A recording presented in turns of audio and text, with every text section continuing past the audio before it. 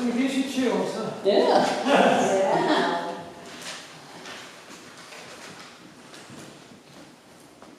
I'm very pleased this morning to have the opportunity to introduce our guest speaker, Reverend Megan Lloyd Joiner. She is a board-certified interfaith chaplain, also an ordained Unitarian Universalist minister. She is a certified cognitive-based compassion training instructor with Emory University. Served as the chaplain and chair of religious studies at Woodward Academy in Atlanta. She has an experience as an educator, healthcare, a chaplain, and a parish minister. She served congregations in Connecticut before moving here to Atlanta, and we're glad that she's here. So I'm looking forward to hearing her talk this morning on freedom, fellowship, and character, Jenkin, Lloyd Joiner, and a quest for unity. So please help me welcome.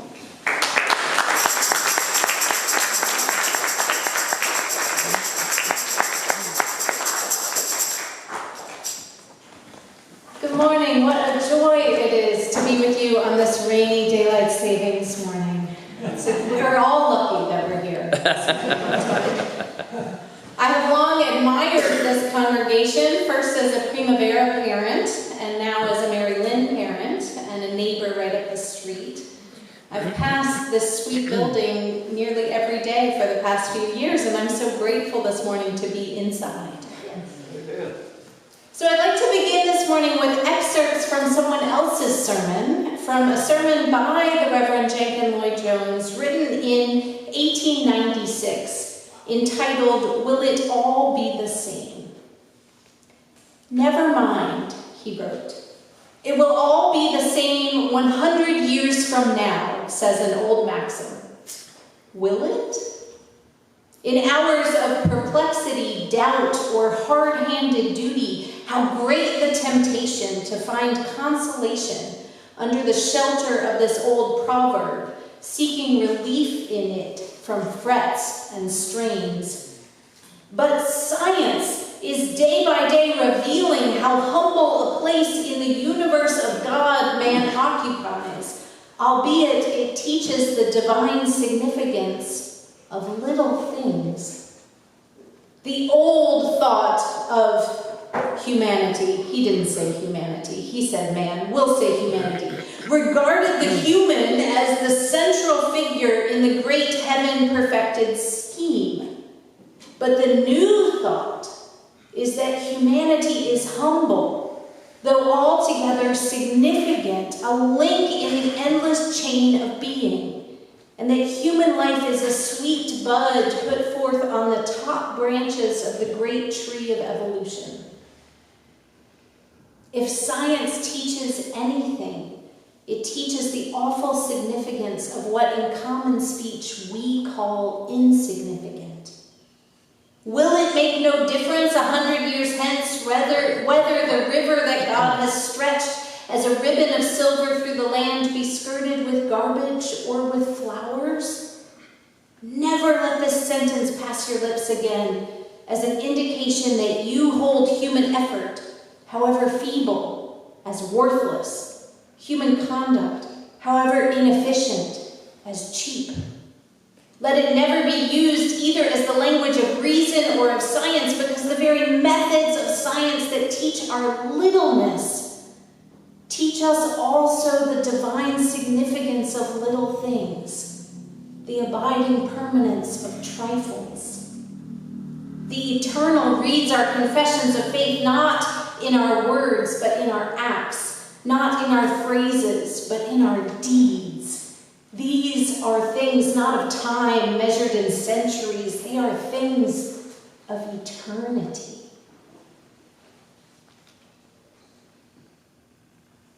Things of eternity our deeds are, not measured even in centuries. Our everyday acts are eternally significant, beyond our imagination.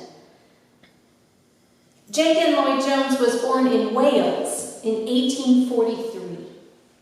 He was the 7th child of Richard and Mally Lloyd Jones, and he was a year old when his family crossed the Atlantic, and as he would write later, seeking the democracy promised in the New World.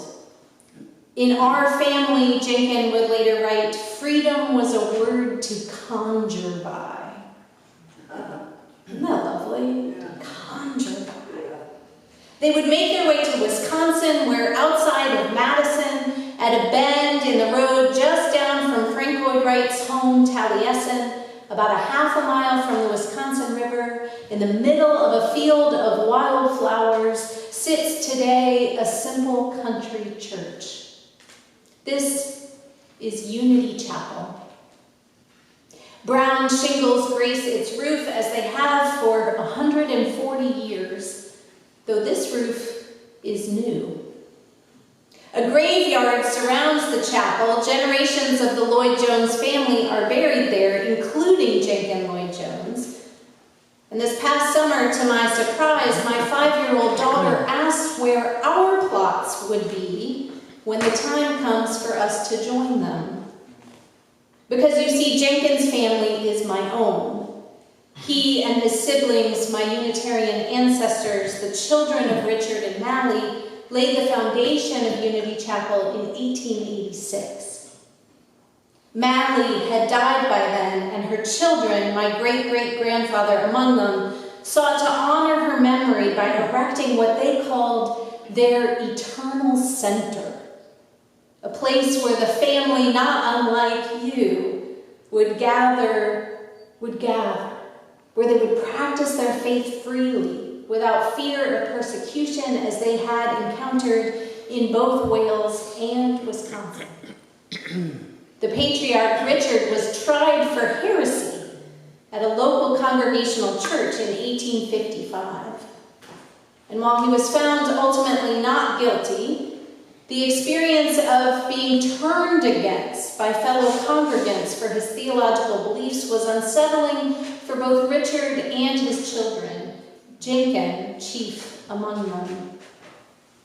As my cousin writes in a biography of her great-grandfather, Jenkin would refer to that episode with dismay. His parents' crime was to join the local church while adhering to their private faith. The trial ended only when they withdrew from the church to protect its pastor from condemnation. But the trial's impact remained in the child's, Jenkin's, mind, forging an adult's steel backbone against strict, unyielding, intolerant orthodoxy. Over the next 30 years, Jenkin would march with the Union Army in the Civil War. He would attend seminary in Meadville, Pennsylvania. He would marry the estimable Susan Barber and found his own church in Chicago.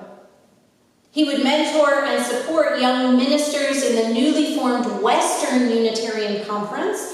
Important on International Women's Day that there were many women among those ministers that he mentored. One of his proteges, Mary Safford, who would serve congregations in Iowa and Orlando, Florida, would later write that, quote, true religion must first of all be free religion, free from irrational dogma that discourages personal growth. According to her biographer, Celeste DeRoche, Safford held that the human soul would evolve, would become, not in solitude, but in community.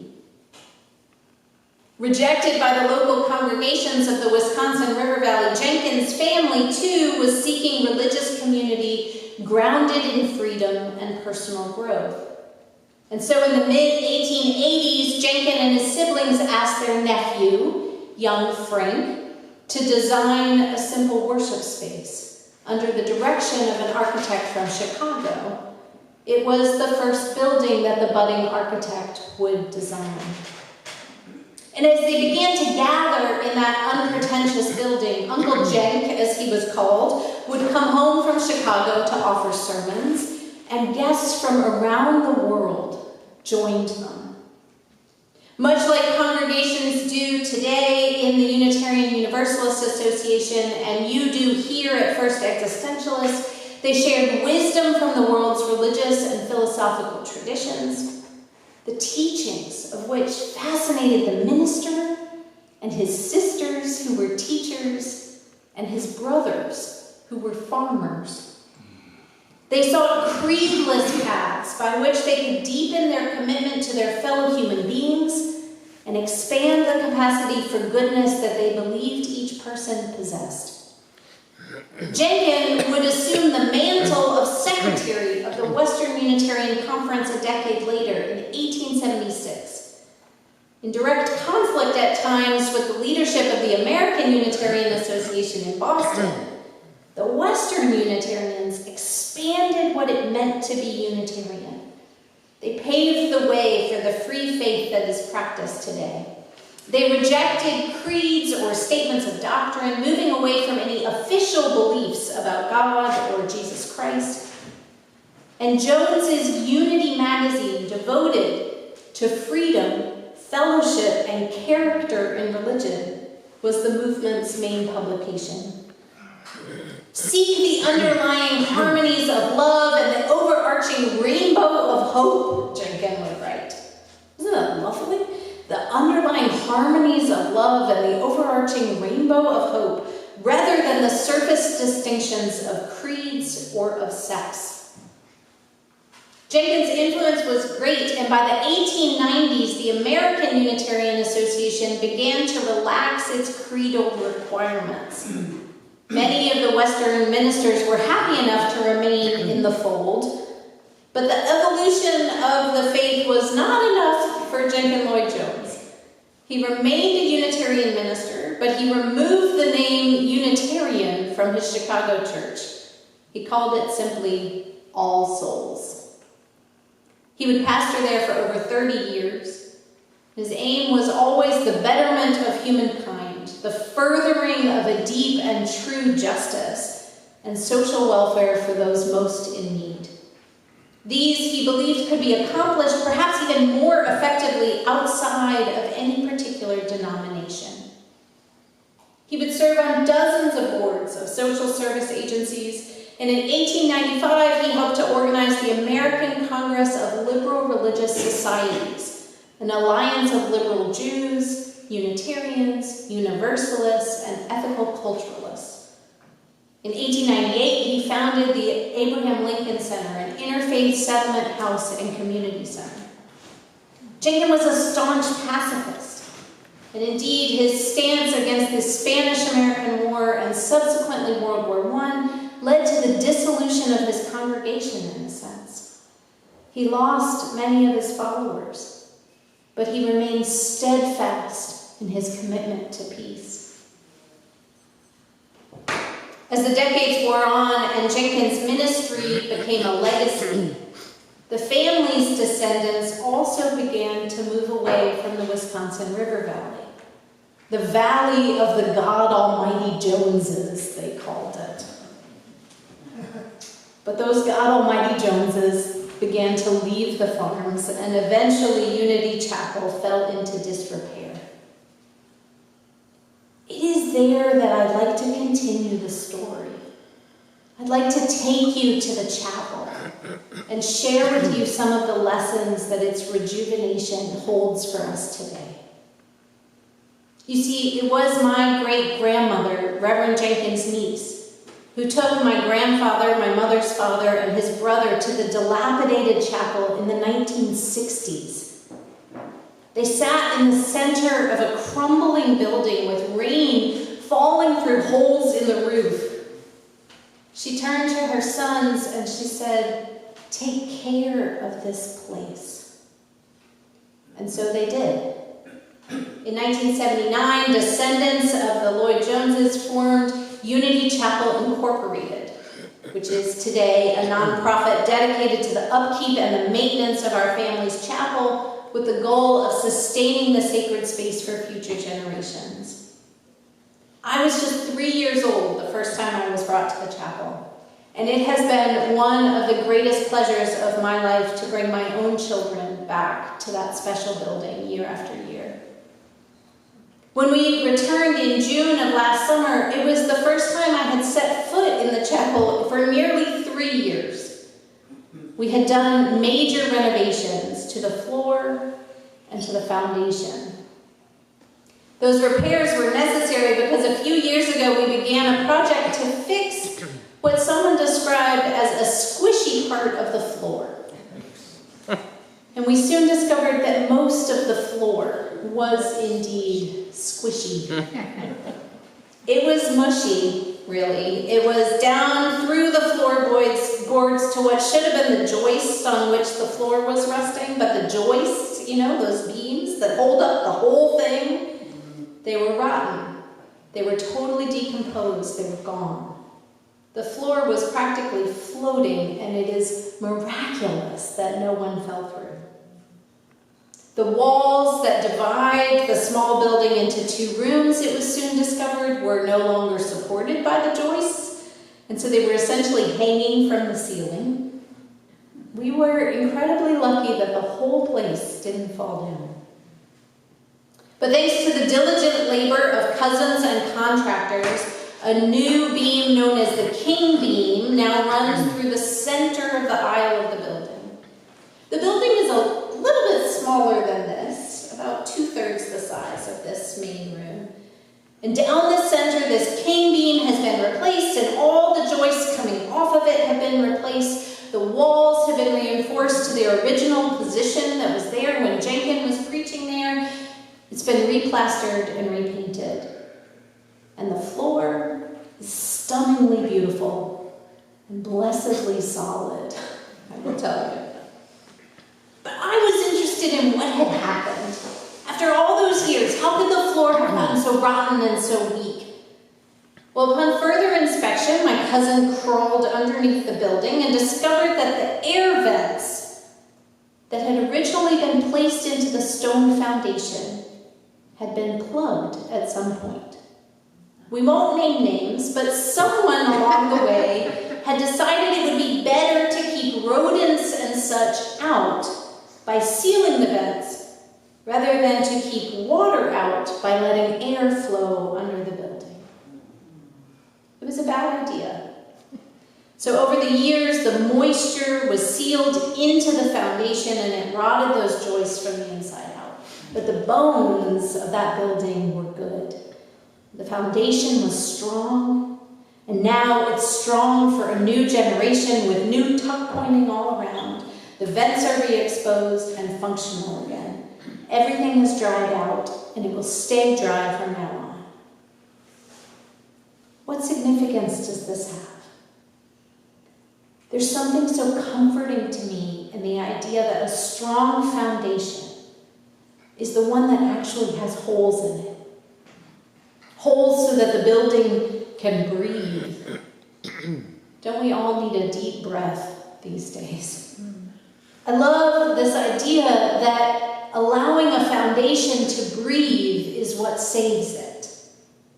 Fresh air is what preserves the past, keeps it solid for the present and for generations into the future. Unitarian Universalism has lived by this axiom for generations. The Unitarian Universalism we know today and the free faith you practice here at First Existentialist, these have been built on foundations laid by curious and dedicated people that came before us, just like those who gathered in Unity Chapel nearly 150 years ago. We share with spiritual ancestors the strong foundation of belief in freedom. You have such a strong foundation in this belief in freedom. The freedom of each person to engage in their own search for truth and for meaning. The freedom of each person to build a life of integrity and strong character. We share with these spiritual ancestors also a belief in the power of love to transform hearts and minds and to help us build vibrantly diverse communities based on mutual respect. I want to invite us all into a time of reflection for a bit. A reflection on the foundations on which each one of us stands. I've told you a little bit about the people on whom I have built some of my foundations, but who are yours? Who are the people who laid the spiritual, emotional, and ethical foundations on which you have built your own life? Perhaps they are familial ancestors, long departed. Perhaps they're your spiritual ancestors, prophetic people who inspire us. Perhaps more immediate inspirational figures among you, the leaders or the founders of this very congregation. Maybe they are friends or colleagues, parents or grandparents. They might be your children, your nieces, your nephews, your grandchildren. Who is it who has inspired you to build a life with a solid core of values, integrity, freedom, character? I'll invite you to call them to mind now, to bring them to focus in your mind's eye. Some of you are closing your eyes. You might wish to do that. You might even offer them gratitude for how they have guided you, for what they have built for you.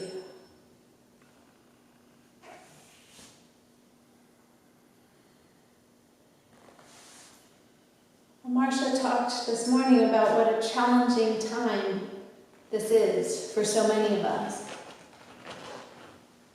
What might it feel like now when we are especially despairing of the state of our nation and of our world, to remember these people we call to mind now, to remember those who inspire us, to remember that we exist not in solitude but in community, to remember that we have this cloud of witnesses, both contemporary and those who have departed the earth. All these people with whom we are in fellowship. They accompany and encourage our attempts to live these lives guided by freedom and character, integrity and purpose. Even, and perhaps most especially in these most challenging of times. Let us also remember that our ancestors struggled to do this in their own times, just as we do. Jenkin, Lloyd Jones, Uncle Jenks, if you will, words, as dated as they might sound to our modern ears, they tell us something in this passage that I shared with you that I would argue we need to hear now more than ever. He reminds us that our individual lives and actions have eternal significance. Never forget, he says, that our actions matter, even when it feels like they may be insignificant. They are not. In this time of trial and tribulation, of chaos and cruelty, of war and woe and fret and strain, let us find consolation in that idea, that each of us has eternal significance, that the choices that we make, however small they might seem, matter immensely. It matters that we engage where we can, that we choose small acts of kindness. It matters that we continue to care for our own tender hearts as we uphold the dignity and worth of our own lives and of those of the most vulnerable in our society. Even when we may feel powerless and insignificant in the face of the forces of hatred and fear, let us never forget that both our effort and our conduct have abiding permanence. While it may feel like things are as bad now as they have ever been, the truth is that every generation has times when we are faced with tests of how solid our foundation is. What we choose to do in these times, the king beam we lay down, the way we set our joists into that beam, the strength of the wood that we install, matters perhaps most of all.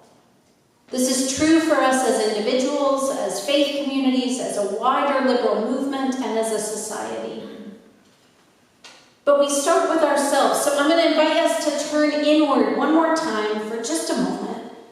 I'm going to invite you to reflect on this metaphor for your own life. Pull up the floorboards. How are the joists? Is the king beam the right one? Is it solid? How much fresh air is getting in to your own life?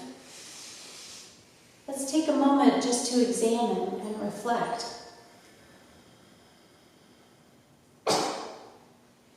And when we're ready,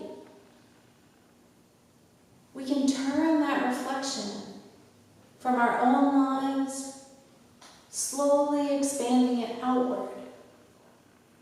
Looking at first our individual lives. Where's the fresh air? What is the floor made of? How strong is that foundation? To that of our family, perhaps, to our community, to the life of first existentialists, maybe to our neighborhood or our city, perhaps to DeKalb or Fulton counties, if we're feeling brave, to the state of Georgia. And maybe if we're feeling especially brave, we can take a look at our nation, our world. Look under the floorboards. Take stock of that king beam. Examine the integrity of the joist. What needs reinforcing? What needs air? The light of day. What might need to be replaced altogether?